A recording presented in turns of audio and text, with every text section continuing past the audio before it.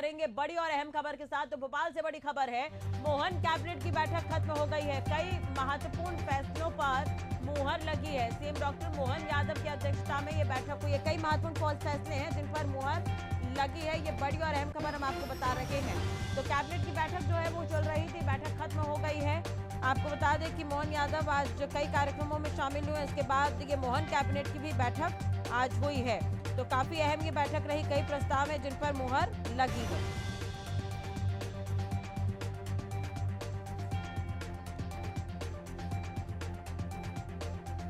तो कैबिनेट की बैठक के बाद प्रेस कॉन्फ्रेंस भी चल रही है। सुनवाते हैं कैलाश विजयवर्गीय क्या कुछ कह रहे हैं। देश के प्रधानमंत्री को धन्यवाद देना चाहते हैं कि जितने भी हमारे औद्योगिक क्षेत्र हैं वहाँ महिलाओं के लिए हॉस्टल निर्माण करने का कार्य अब हम अतिशीघ्र करेंगे, क्योंकि औद्योगिक क्षेत्र में महिलाएं काम तो करती है पर उनके लिए आवास की बड़ी परेशानी थी और ये कामकाजी महिलाओं के लिए हॉस्टल बनाने की बहुत पुरानी डिमांड थी और अब ये डिमांड उनकी पूरी हो गई है। इसमें लगभग 5120 कामकाजी महिला औद्योगिक क्षेत्र में पहले चरण में व्यवस्था होगी। ये महिला सशक्तिकरण के लिए बहुत ही अच्छा उदाहरण है और हम देश के प्रधानमंत्री को इसके लिए पुनः धन्यवाद देते हैं। अभी आपने देखा होगा GIS हुआ, उसके पहले सोनल कॉन्क्लेव हुई। अब इंदौर में IT सेक्टर की कॉन्क्लेव होगी 27 अप्रैल को। देश और दुनिया की लगभग 200 से ज़्यादा कंपनियां आएंगी। इंदौर IT के लिए बहुत ही अनुकूल स्थान है और इसलिए माननीय मुख्यमंत्री जी ने निर्णय लिया कि इंदौर में सिर्फ IT संबंधित एक बड़ी कॉन्क्लेव की जाए और वह 27 अप्रैल को होने जा रही है।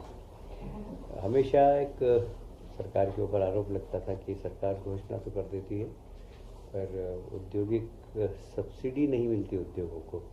मुझे कहते हुए प्रसन्नता है कि MSME की एक भी ऐसी इंडस्ट्री नहीं है जिसकी सब्सिडी बाकी हो। हमने सब सब्सिडी दे दी है और बड़े उद्योगी की भी जितनी सब्सिडी थी वो सब दे दी है। लगभग 3000 से ज़्यादा रुपया हमने सब्सिडी के रूप में उद्योग विभाग को दिया है और सारे ही उद्योग जिनको सब्सिडी बकाया थी सब हमने पूरी करी है। इससे मध्य प्रदेश के 7 औद्योगिक क्षेत्र में काफ़ी बड़ी है। नहीं तो कई बार लोग कहते थे कि आप सब्सिडी की घोषणा तो करते हैं बाकी देते नहीं हैं। हमने सारी सब्सिडी चुका दी, मतलब पुराना बकाया जो बैकलॉग था वो सारा ख़त्म कर दिया है। जल गंगा संवर्धन आप सभी जानते हैं कि माननीय मुख्यमंत्री जी का बड़ा रुचिकर विषय है ये। 30 अप्रैल से 30 जून तक चलेगा। बरसात आने के पहले हम सारी तैयारी भी करेंगे। जितनी वाटर बॉडीज़ हैं उनको फिर से जिंदा करेंगे। उसमें वाटर कंजर्वेशन भी होगा और ज़मीन के अंदर पानी पहुँचे उसके लिए कार्यक्रम भी बन जाएंगे। तो जैसे ही बरसात आए तो जिससे हमारा वाटर लेवल बढ़े इसके लिए भी हम लोग चिंता करेंगे। तो सारे शहर के अंदर, सारे प्रदेश के अंदर जितने भी नगरीय निकाय हैं, पंचायत हैं, ये सब इस दिशा में काम करेंगे और सभी विभाग, चाहे वो वन विभाग हो, वे सब लोग जल संग्रहण में जो भी योगदान दे सकते हैं सब देंगे। सबको निर्देशित किया गया है। गेहूँ उपार्जन किसानों के लिए बहुत हर्ष का विषय है अभी कि गेहूँ उपार्जन का काम हमने प्रारंभ कर दिया है और हमने हमारे घोषणा पत्र में 2700 का भाव दिया था। इस बार हमने 2600 का रेट देकर और गेहूँ उपार्जन प्रारंभ कर दिया है। 15 मार्च से कर दिया था। अभी तक हमारे पास 14,76,000 किसानों ने पंजीयन कराया है और 8 लाख मीट्रिक टन अभी तक गेहूँ क्रय भी कर लिया है। उपार्जन में अप्रैल के अब ज़रा तेज़ी की संभावना है। ऐसा लगता है कि उपार्जन ठीक हो, इसलिए हमारे मुख्यमंत्री जी ने सभी माननीय प्रभारी मंत्री जी को निर्देश दिए हैं कि अपने अपने प्रभार के जिले में उपार्जन स्थल पर जाएं और देखें कोई किसानों को तकलीफ नहीं हो, तो इसकी चिंता करें। स्कूल चले अभियान ये हमारा 1 अप्रैल से 4 अप्रैल तक चलेगा और उसमें भी माननीय मुख्यमंत्री ने निर्देश दिए हैं कि सभी मंत्रीगण अपने अपने प्रभार के जिले में वहाँ के स्थानीय जनप्रतिनिधियों के साथ सारे स्कूलों में जाए, वहाँ पर कोशिश करें बस्तियों में भी जाकर कि बच्चे स्कूल में प्रवेश लें और ज़्यादा से ज़्यादा बच्चे स्कूलों में जाएं।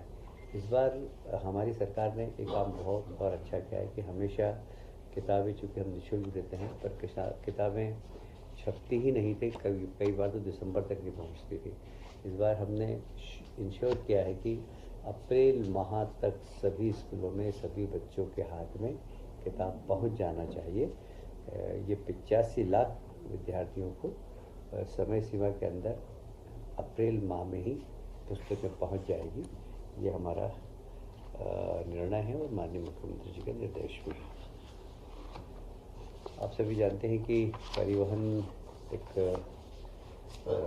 गरीब व्यक्ति के लिए मास ट्रांसपोर्टेशन बहुत आवश्यक होता है।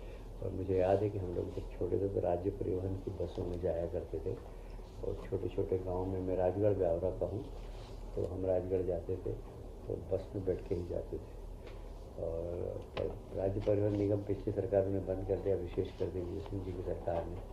और हमने इसकी आवश्यकता को समझा और कैसे हम ग्रामीण क्षेत्र में परिवहन गरीबों को दे सकें, इसके लिए सरकार ने एक बहुत महत्वाकांक्षी परिवहन नीति बनाई है। उसके अंतर्गत हम प्रदेश में शहरी क्षेत्र में, ग्रामीण क्षेत्र में बसें संचालित हो, हमने मॉडल बदला है इसका।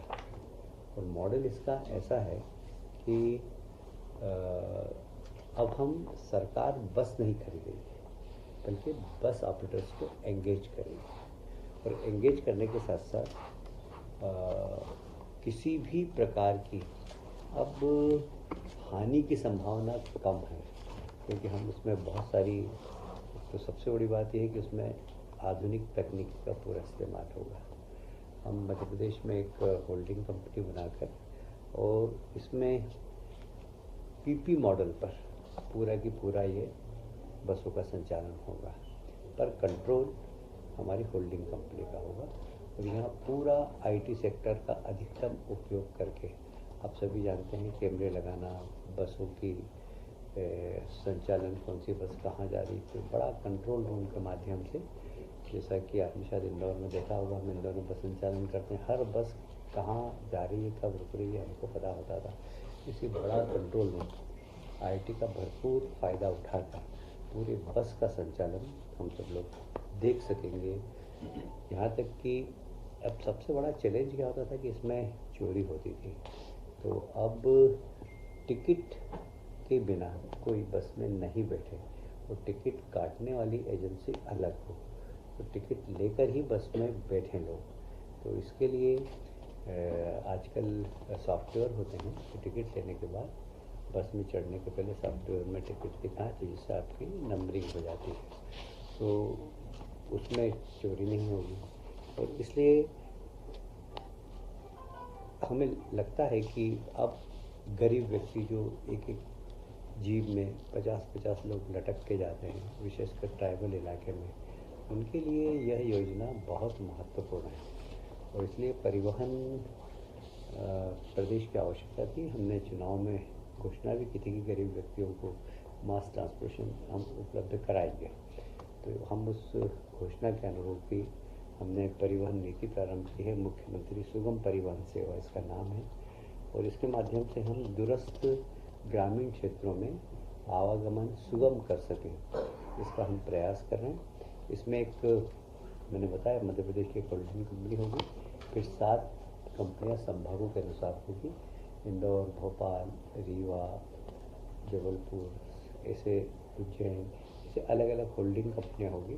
फिर उसके बाद ज़िले में भी हमारी सलाहकार समिति होगी, जिसमें माननीय जो वहाँ के ज़िले के अगर मंत्री हैं कोई, तो मंत्री अध्यक्षता करेंगे, अदरवाइज़ कलेक्टर समन्वय का काम करके सारे जनप्रतिनिधि, उसमें विधायक भी होंगे, सांसद भी होंगे, और समय समय पर होल्डिंग कंपनी को सलाह देंगे कि कैसे कहाँ पर बसें चलना चाहिए, कहाँ नहीं चलना चाहिए, इन सबको। इसमें जो विशेषता ये है